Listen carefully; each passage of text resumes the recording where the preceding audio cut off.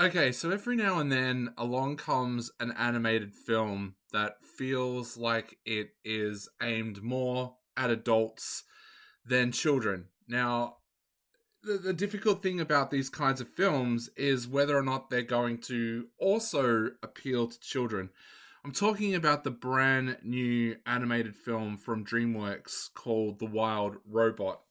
Now, I went and saw The Wild Robot at a premiere screening the other day that was attended by both children and adults alike, and I found myself totally encaptured by this movie. Now, it's directed and written by Chris Sanders, and it revolves around a robot who becomes known as Roz, voiced by Lupita Nyong'o. Now, what happens is she is a robot that's designed to basically work as a servant for somebody, for a family or for a business. It's not established where she was meant to go, but the ship that she's on crashes during a storm, and she washes up on a deserted island. There's no humans on this island, just a bunch of different species of animals. Now, when she first kind of wakes up, she goes looking for her owner, basically. But of course, there's no one around. So she ends up trying to help a bunch of different animals who all reject her because she's different. However, after a chance encounter with a bear, an accident happens in which Roz accidentally kills a mother duck and a whole bunch of eggs. One egg survives, and Roz decides to try and protect that egg. Hatching from that egg comes a young, kind of one, what we would call a runt duckling called Brightbill, voiced by Kit Connor. Now, Roz does all she can to protect this young duck. She also finally finds a friend as well, a reluctant kind of friend, a fox called Fink, voiced by Pedro Pascal, and they form a bond as he tries to tell her what Bright Bill needs to survive. She does what she can to try and keep Bright Bill alive, but of course, Bright Bill is different as well. He's smaller than the other ducks. He's being raised by someone who's not a duck, so the other ducks also ostracize him. Now, this is a beautiful, beautiful tale, and as you may have picked, I did mention there that there's an animal death in this film pretty early on, and I think that's kind of what makes this movie more aimed at older kids and also adults. Now, like I said, the thing about trying to get an animated movie to work that's based at adults, is you've got to at least make it that kids are not going to be so bored with it that they're going to start running around the cinema.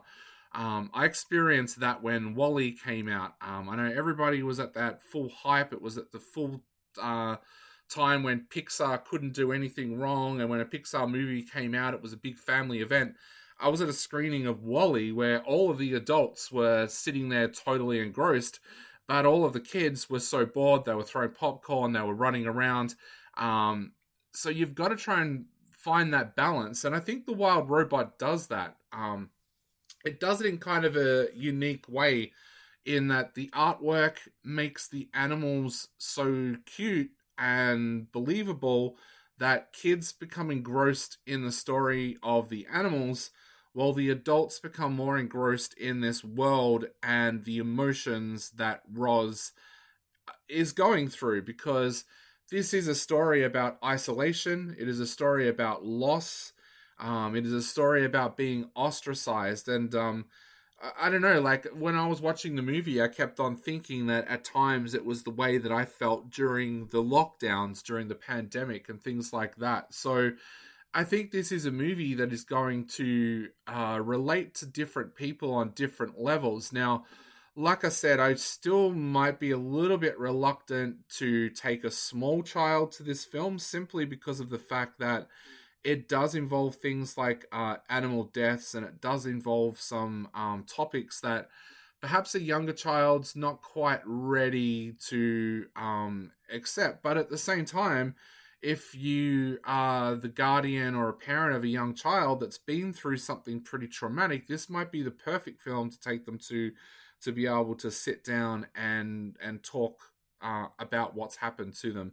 The film itself is an amazing film. I watch a lot of anime, the anime that's designed for adults, not the anime that's designed for children.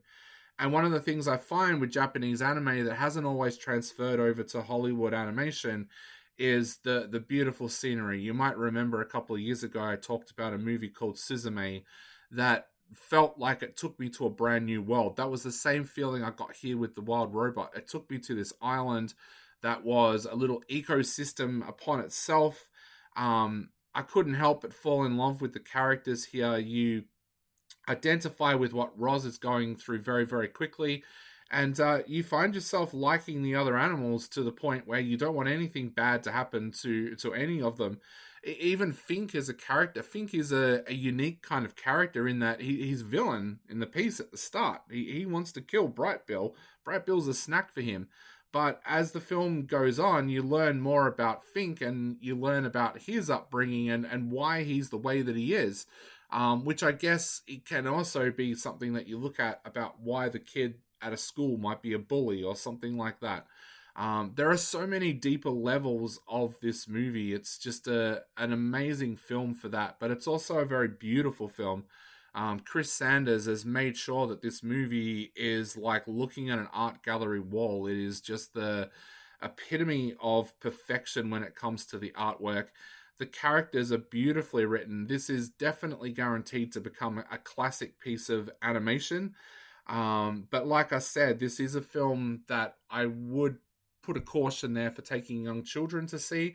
But if you're an adult or if you've got older kids, I would definitely take them to see The Wild Robot this school holidays, because this is an absolutely beautiful piece of animated cinema. I'm actually going to give this one 4.5 out of 5. I think it is an amazing film, a beautiful film.